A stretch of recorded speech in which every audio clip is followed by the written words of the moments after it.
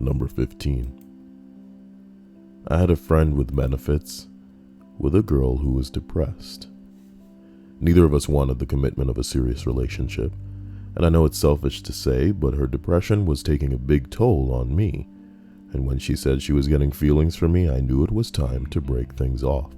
Unfortunately, that was incredibly difficult to do, and I sat on it for a while, never being happy and reserving my ever-growing anger for her depression. After a few weeks, I finally did it. I let go, and in the nicest way I could, told her that I couldn't see her anymore. She questioned me for a few days, and I did my best to respond in kind. She went quiet for about a week, and I got a message from her roommate and reaching out to me as her boyfriend that she had hung herself a day after our last conversation. Her suicide note was half finished on a Word document. I was named along with her family, an ex of hers who she claimed was the cause of her depression, and her closest friend. She said one night she dreamed that she watched herself rip out her heart while we all watched, her ex and I with our backs turned. As she did, she felt like it meant nothing to her, and that it validated her will to die. She'd previously made attempts to commit suicide, one of which I was there to talk her out of. Unfortunately, I couldn't stop this one, and I've never felt more upset and responsible for anything. Here's a special tip coming from Kyle. Not going to be long-winded. I'm just going to say, it sounds cliche, but it's not your fault. Adults, they're adults, and they make their own choice, and you can't stop them in the things that they want to do. Number 14 is deleted, but number 14 is retrieved. Wasn't named, but was the brother of someone who committed suicide. Let's try to get this a little bit. If I try to get it bigger, it's gonna... Alright, let me just try it.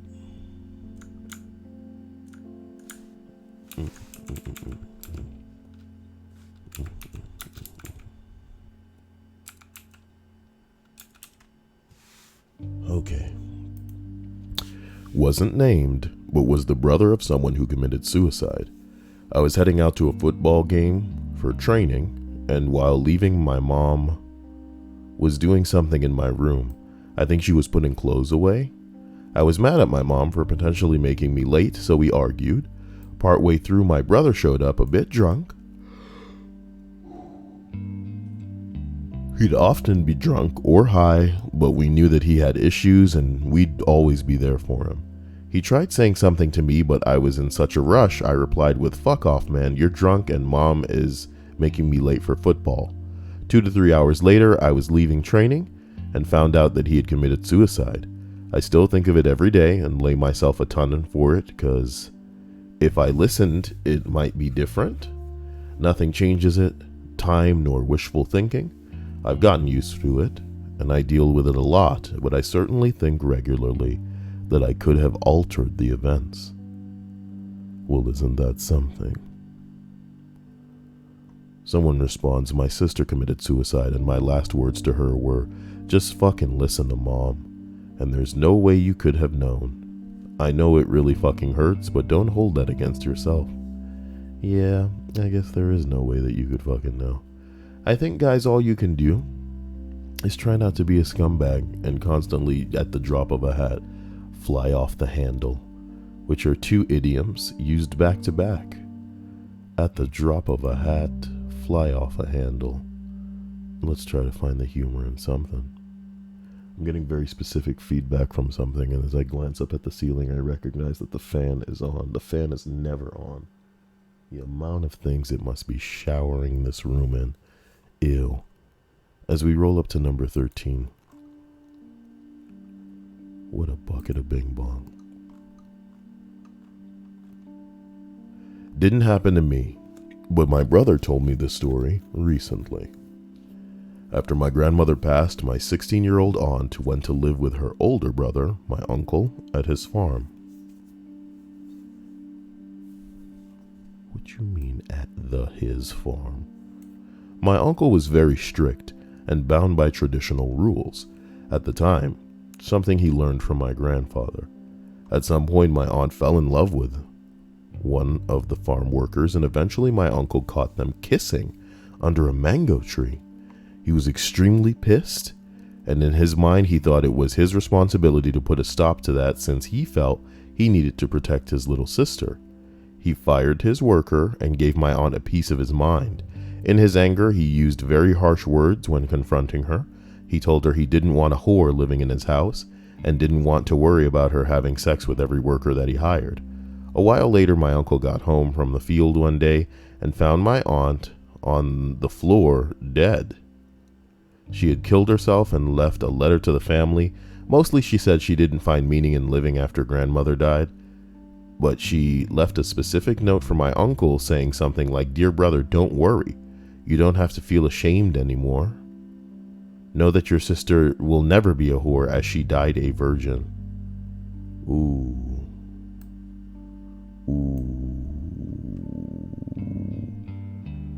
Damn.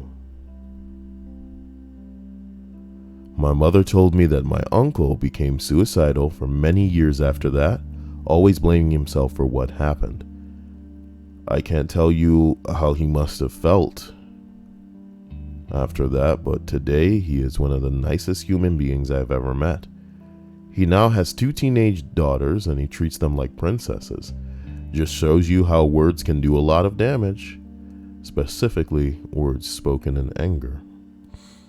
Can never know how they'd hit, man. Can never know how they hit.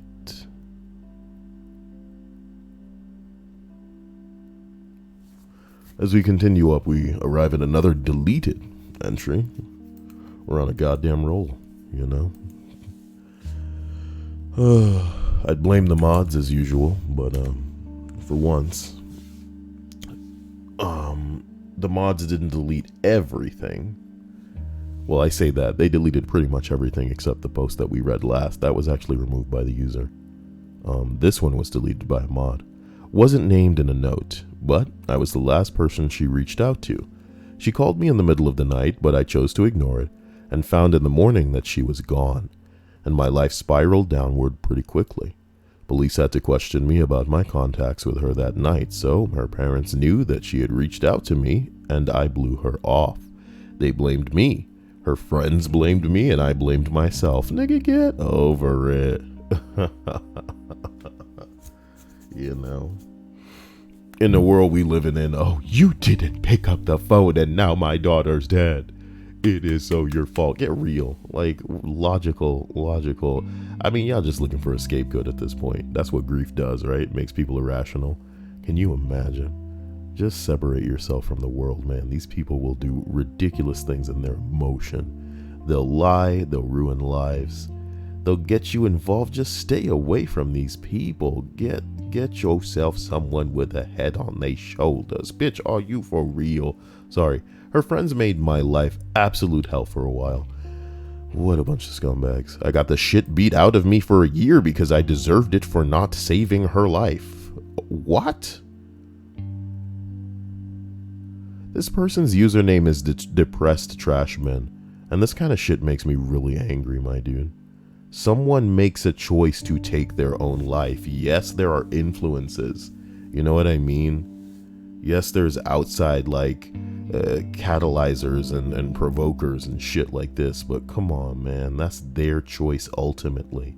That is ultimately their choice. And even if he picked up the phone that day, he wasn't going to cure her of whatever depression or anxiety or conditions may have been just right.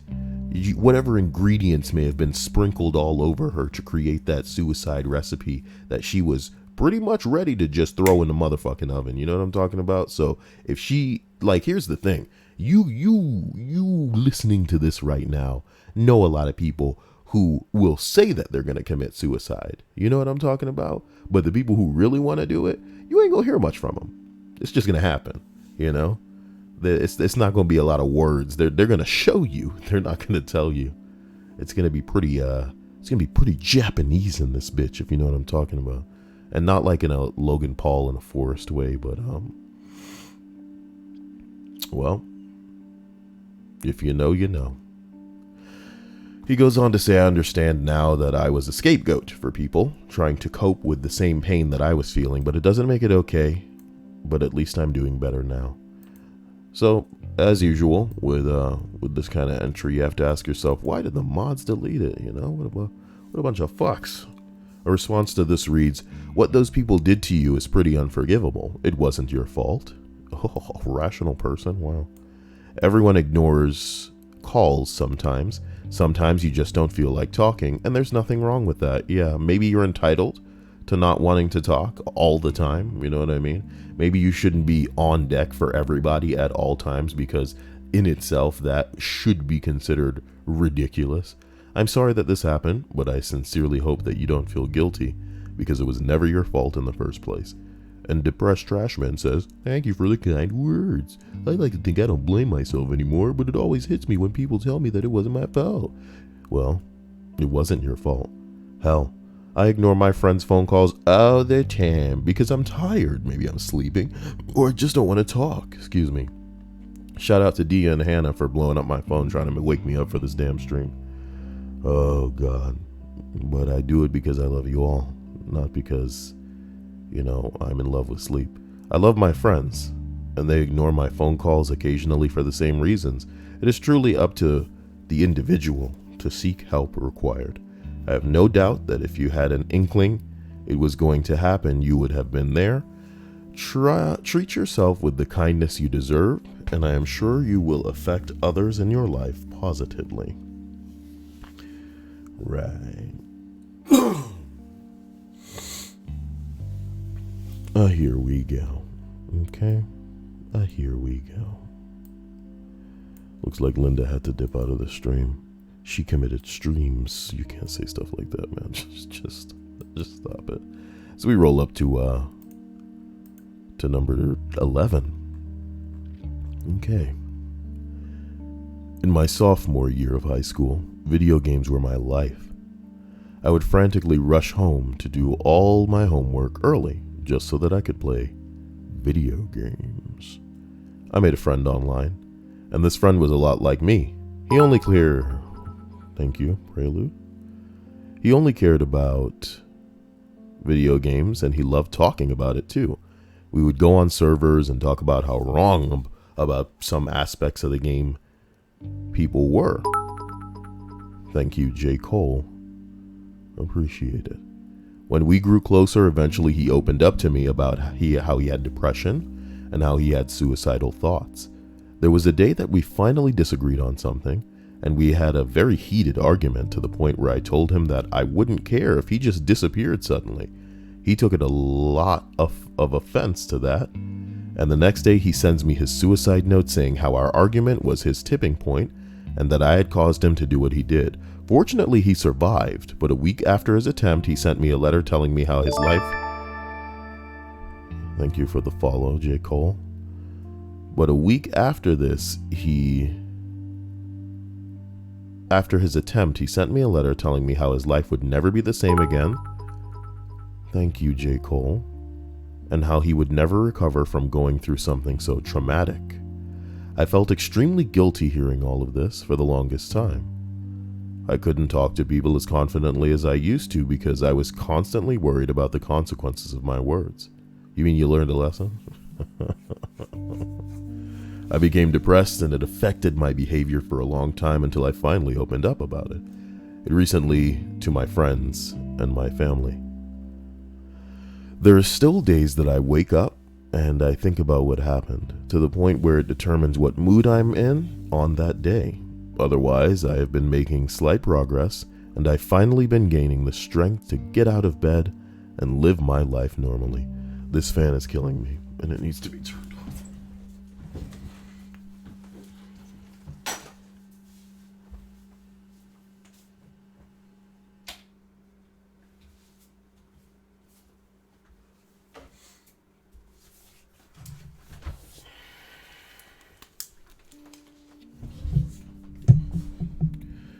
As we continue.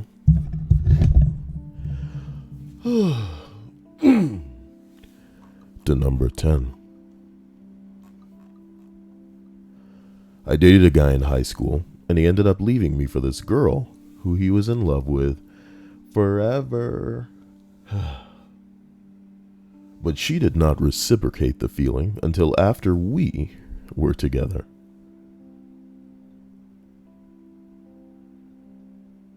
Interesting.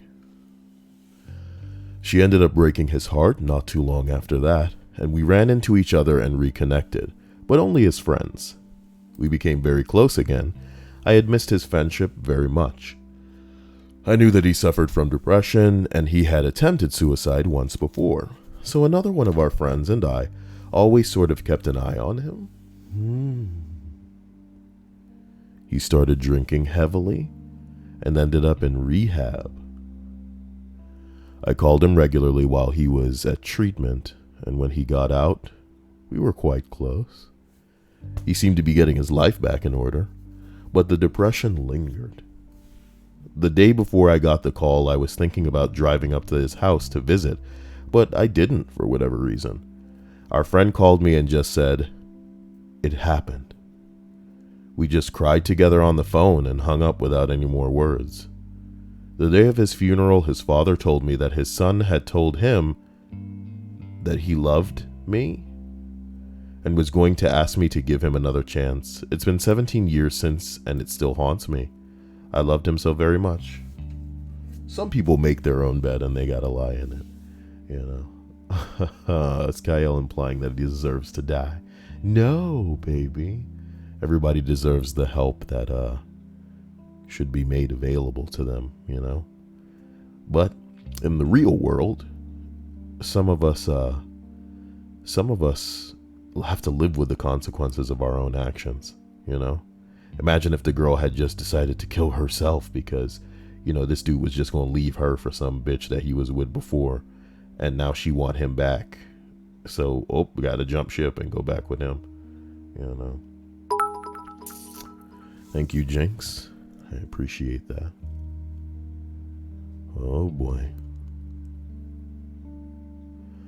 While we're talking about being realistic and living in the real world, therapy is costly, and not everybody can afford basically a person that will sit down and actually listen because they're paid to do so. So know that, again, I am here for you. And that since I'm somebody that you don't fucking know and don't have to impress, you shouldn't have to put up any false pretenses or message me pretending to be a fucking female when you're actually a man or some bullshit like this, man. Be real, dude, and I'll accept you for you. But at the same time, if you need somebody to talk to or just somebody to vent to that is, I want to say, far enough removed from your life to where it wouldn't matter, take advantage of it. Take advantage of it. Number 9. I was named, but she didn't die. My ex-girlfriend. She was not my first, but I was hers. Her parents never accepted that she was gay. I knew our entire relationship that she was depressed, and I honestly tried to help, but I was 17. Eventually, she was talking about killing herself near nightly, and I couldn't take it anymore. I broke up with her. I didn't learn until sometime later that she tried to kill herself. A friend showed me her rant on Tumblr, oh god, where she blamed me. Man, it fucked me up. I think I sobbed for weeks thinking about how much I must have hurt her. Took a lot to learn that it wasn't necessarily my fault, that we were kids and that she needed help that I couldn't give. The great thing is she's doing much better now. We don't talk often, but we've spoken about what happened. It still fucks me up a little though. Man, when people are young in the mind, man, it's very difficult to embrace the fact that some problems you can't tackle. So I respect this kid for just trying to get the hell out of the situation when he could, because some problems, many people are not skilled enough to even take on, you know?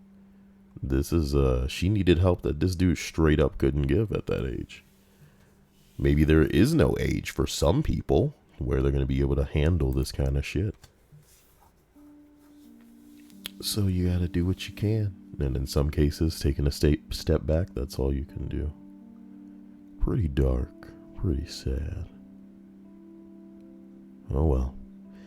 Let's pour out a bit of a drink for all of the people who inadvertently are hurt by people's selfishness, you know? Or I will, let's call it obliviousness, kind of like negligence.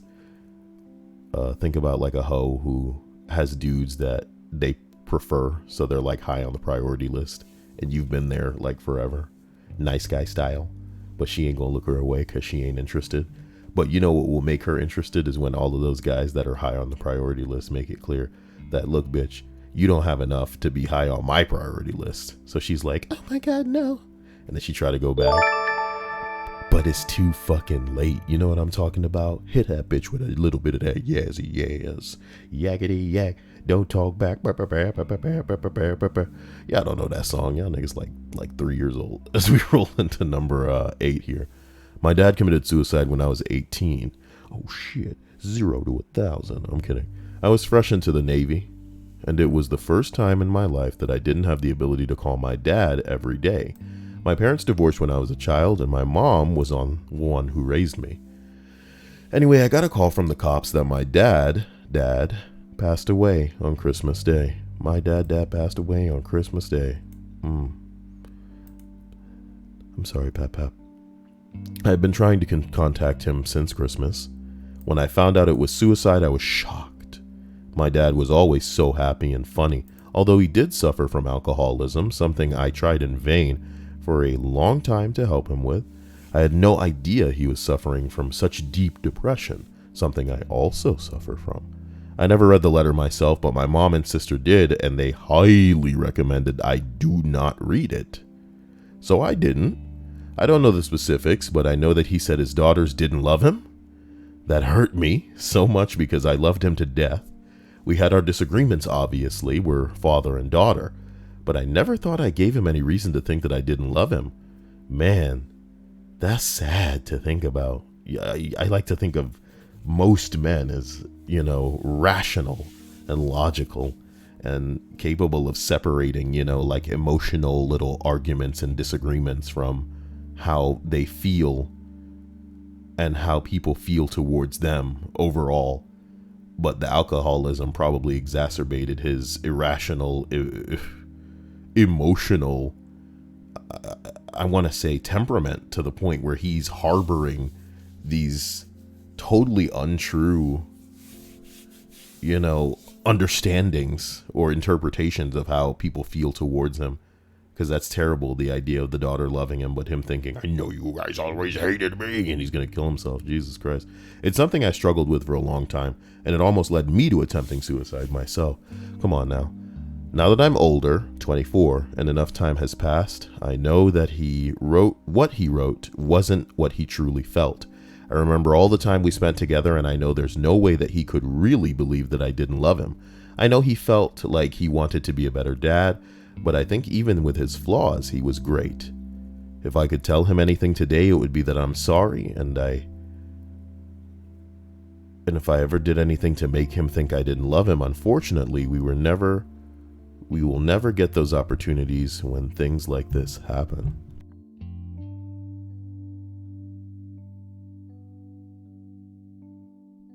Gopnik Doge in the stream chat says, I'm a dude and I'm a big baby emotionally. Whoa. Please don't misinterpret what I'm saying as an implication that because you're a man that you should be cold and unfeeling, or worse, feel tons and not show it like some sort of Vulcan. What I'm implying is that I would imagine as a man, you should have your, rational and logical, it should be floating to the surface, So even if you are the type to get really emotional, that at the end of the day, you should be able to come down, and assess things differently, And now that you're not in the heat of the moment, so to speak, you should be able to take a look at things in a way where you go, okay, that was that, this is this, how we feel about each other. We need to put that shit aside. We need to squash some shit. We need to come to terms. You know what I mean? You want to get crazy. That's fine. But you shouldn't be like holding hardcore grudges, some people don't really deserve to be forgiven, and those are the exceptions. There's always an exception. But the way that a woman can turn around and be like, you've got me fucked up, and like for life just be vindictive and need that revenge all over that ass. Come on now. Not on that level. Not on that level. Make me some enemies this list. Are you implying that a woman? Me, a woman? Okay, look, number 7, baby. OP, are you okay? It gets drilled into us to look for warning signs, and I think this could be classified as looking for a reason to not die. It could be strictly a curious question, but I'd rather ask and be wrong than not ask. Private message me if you need someone to listen to. I don't know if I could give much advice on anything, but I can listen. And that's the thing. Much like a woman or a man that is ignoring the people around them that are desperately willing to give them their attention because they prefer somebody else and that's all that they think about. And like, if the person that is in their spotlight and their mind's eye isn't the one to give them that attention, then they just, they don't even consider it, until it's too late, if ever. And the sad part is, people are available to you and you guys need to, and I hate to say use them, but you need to take advantage of the people willing to be there for you, because it's people not utilizing their outlets that makes it so that they reach a point where they just explode. You got to let a little out at a time. And when people are willing to help you, you should definitely take advantage of that. You should try to give them something back, be there for them the way they be there for you. And maybe you'd be a little more well-adjusted. Bruh. You think this shit is common sense. But I guess life's complicated and everybody's better at some things than some people are at others. Number 6, I will share mine. My mother was dedicated, and that's what I was. My mother was addicted to painkillers pretty much my whole life. It was hard on our family and very frustrating. We were all fed up, like I am with OBS, but if it hears me talking about it, it'll probably shut down again. I'm just kidding, OBS. Jesus Christ. I got back from a road trip with a friend of mine. When I got home, I saw my mother in the hallway trying to fix something. She was out of it. That was my breaking point. I yelled and screamed at her. I told her how horrible of a mother she was. I went to bed angry and left my mother in that hallway. I woke up at around 3:30 a.m. to get a drink, and I saw the TV on in her room. Something told me to apologize to her, but I didn't. I was too proud. Ooh, that's kind of female, dude. That's kind of female, my dude. Jeez, can't be that proud. Can't be so proud. I went back to my bed. A few hours later, my brother woke me up, saying that our mom wouldn't wake up. Now, this wasn't the first time that I had dealt with her being so drugged up that she was basically in a coma. I walked up to her room, saw her hunched over on the bed with a newspaper laid out on her lap. I thought that was odd. I went to feel her pulse and her body. To this day, it was the coldest thing I have ever felt. She was dead. She overdosed on her pills shortly after I had gotten my glass of water.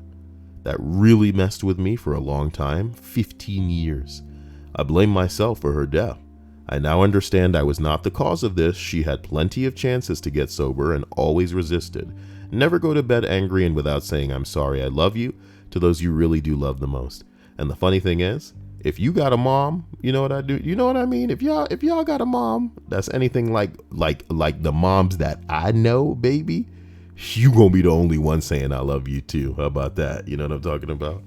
You're gonna be the only one to say it. So here's the thing.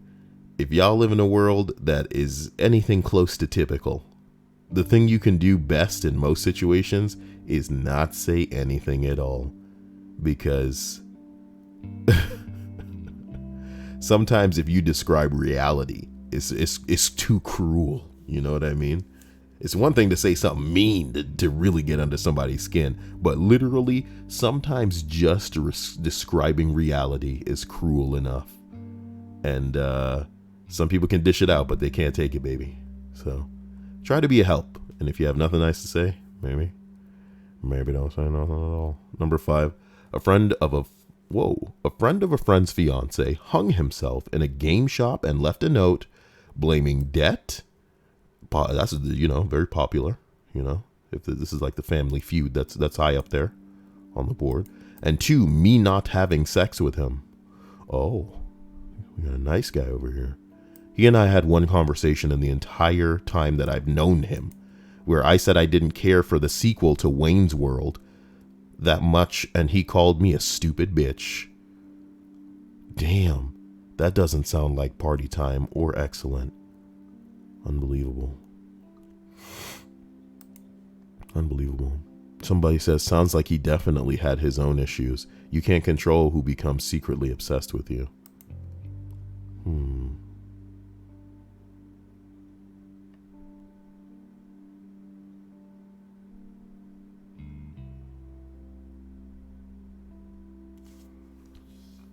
Here's a hilarious response. He's just saying, I'm sorry, and then he ends it with saying the Wayne's World sequel wasn't even good at all. And then he had to edit his post saying, I'm sorry for offending. I guess I preferred the first one. The implication here being that he got his inbox blown up by a bunch of people that was like, I liked Wayne's World sequel, you suck. You just don't understand the nuances of the movie. If you haven't seen what I saw.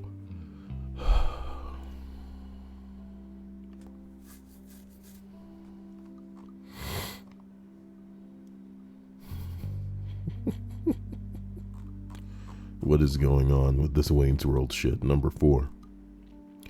My best friend from high school killed herself on my birthday in 2017.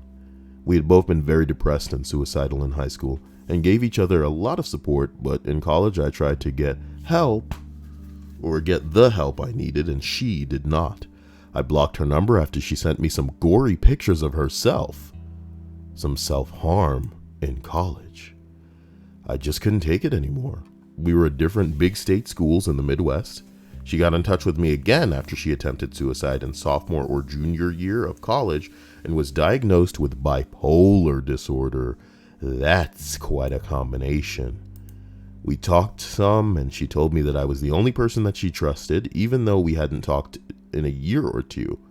At some point in my junior or senior year of college, we Skyped, and she was completely trashed, taking more shots right in front of me on camera and threatening to kill herself right there on camera in front of me, laughing maniacally. After that, I cut contact with her ass again. I think our last interaction was in 2014. After that, she sent me many emails and texts that I never answered and was finally getting my life together and couldn't handle her manipulative negativity. On my birthday in 2017, she sent me a happy birthday text and I didn't answer. I got a text the next day from a mutual friend telling me what happened and saying that the last text that she sent to her was tell this girl happy birthday. There was no note that I'm aware of, but I'm certain that she intentionally did it on my birthday. I spent a long time spiraling and thinking about the what ifs. What if I'd answered her birthday text? What if I'd sucked it up and been there for her? And, blah, blah, blah, blah, blah, blah, blah, blah, blah. The bitch made the right decision because some people will drag you down if you allow them to. It is not your responsibility to save everyone. Number 3. My brother committed suicide in May of last year.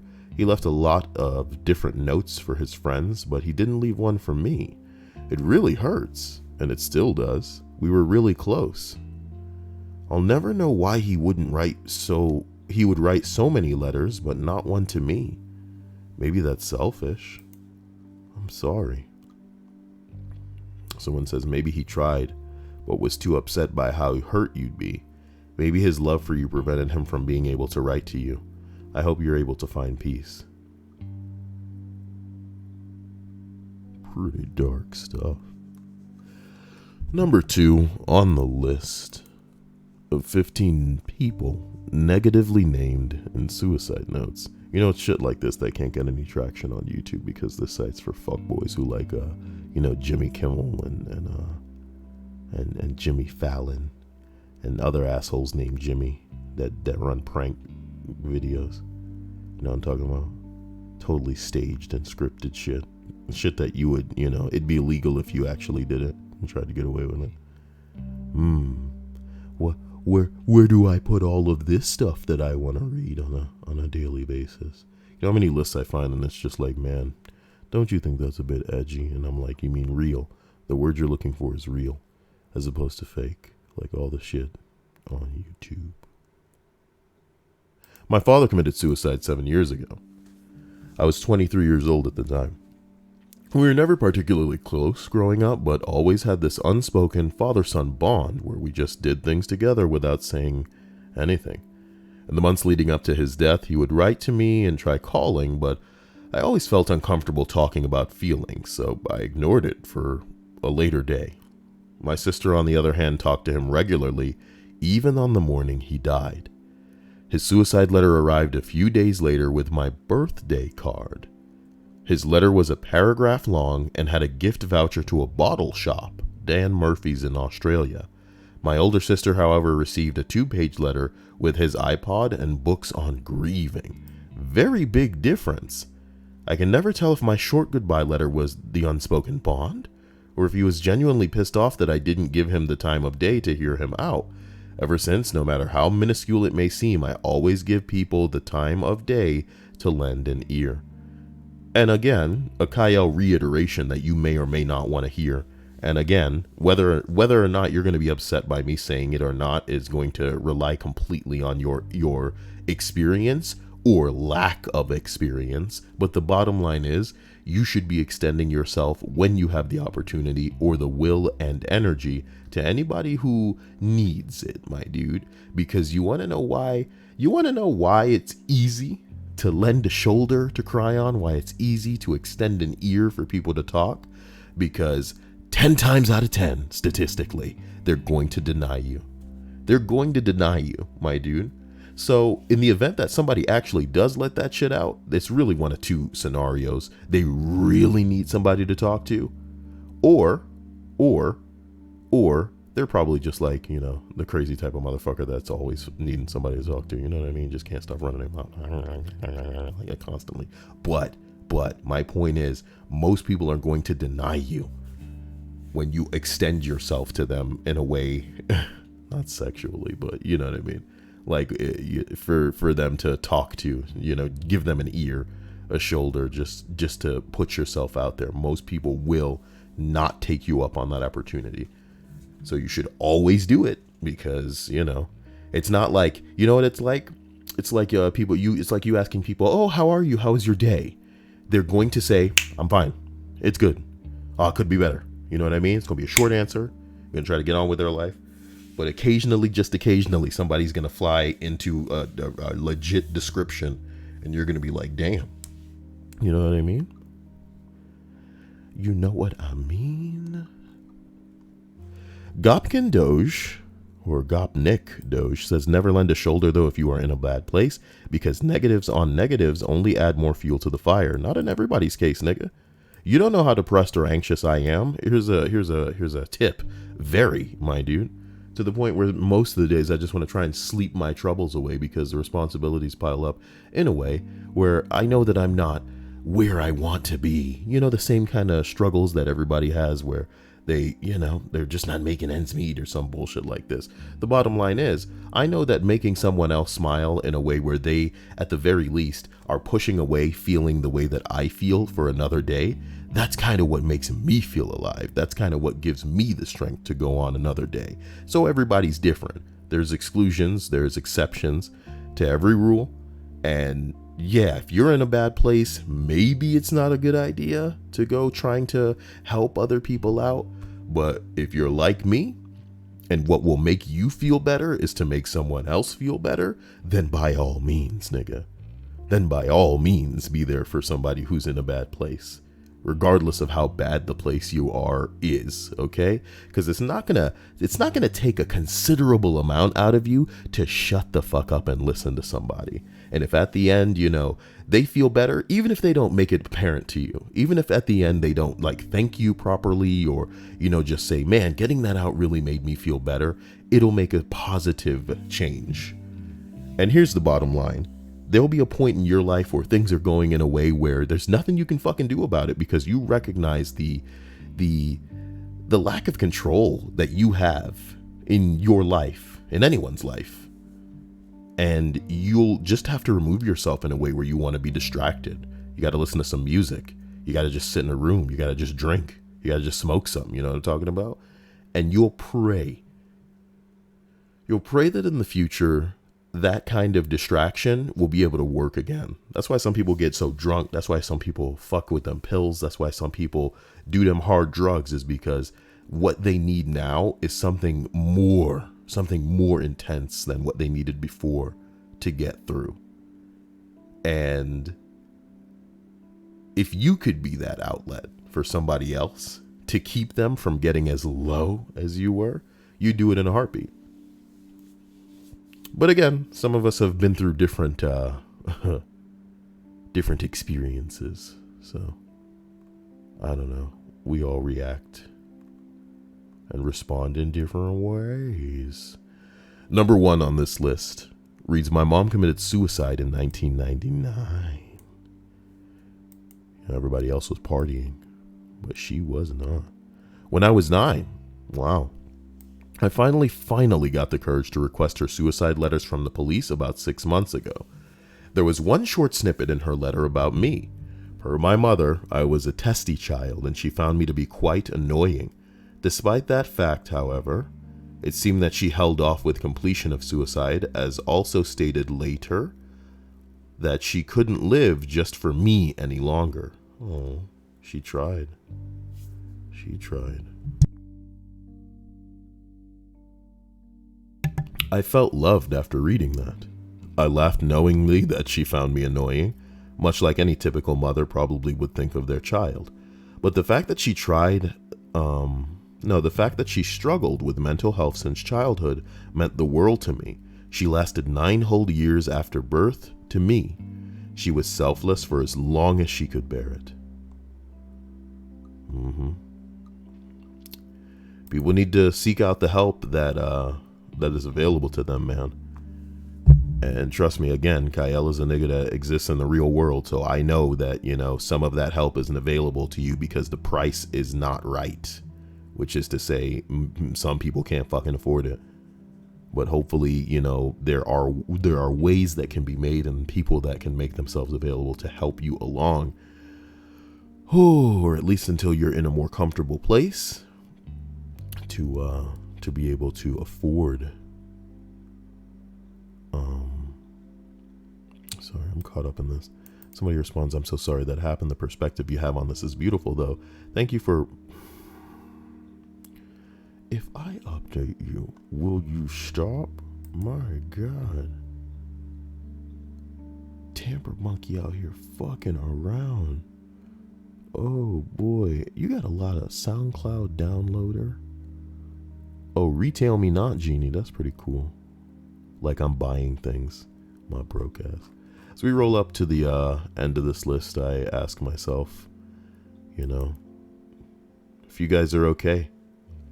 I hope you are. And I hope if you're not, take the time to pay attention to some of the people that are always down for your attention. And just get some shit off your back, Because I'll tell you what, man. I'll tell you what. And again, ladies, listen to me very closely. This is very tricky for some of you girls, because if you give certain people attention, they'll think too much of it. You got a lot of nice guys and a lot of neckbeards around you girls, and if you give them a slight amount of attention, if you give them like a little turkey baster drop, they will go nuts, So use discretion is what I'm saying, ladies. But if you know somebody that is always like trying to be there for you and, trying to lend an ear or some bullshit like that, and you are fairly certain that they won't blow it out of proportion, give them your attention in a way where you're letting off a little steam on them, because you could also be making them feel, useful or validating them and making their days better. Sometimes just interaction is what the hell? Bongo. This is an anime. This is an anime meme. Can we not do Bongo Monogatari? He put this fucking cat on everything, my dude. This is getting out of control. This kitty cat is getting out of control.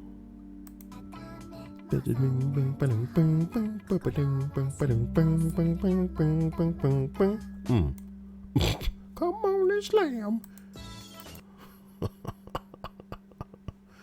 I'll download it.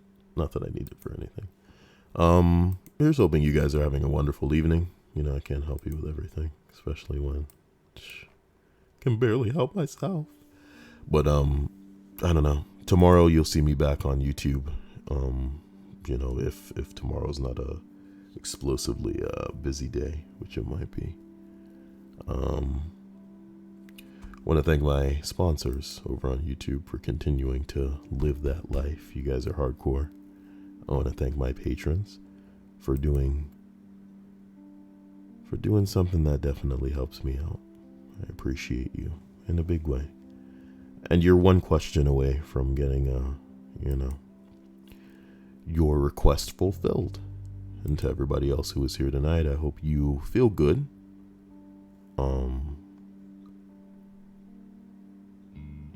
Damn.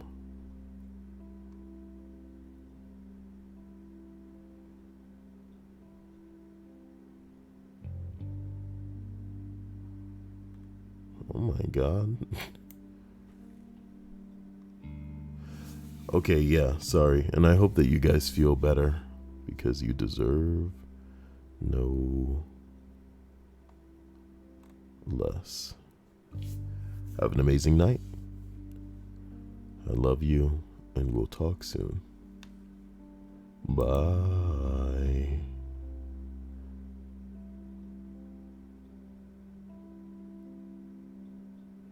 Try to find a way to stay out of people's suicide notes too. Jeez.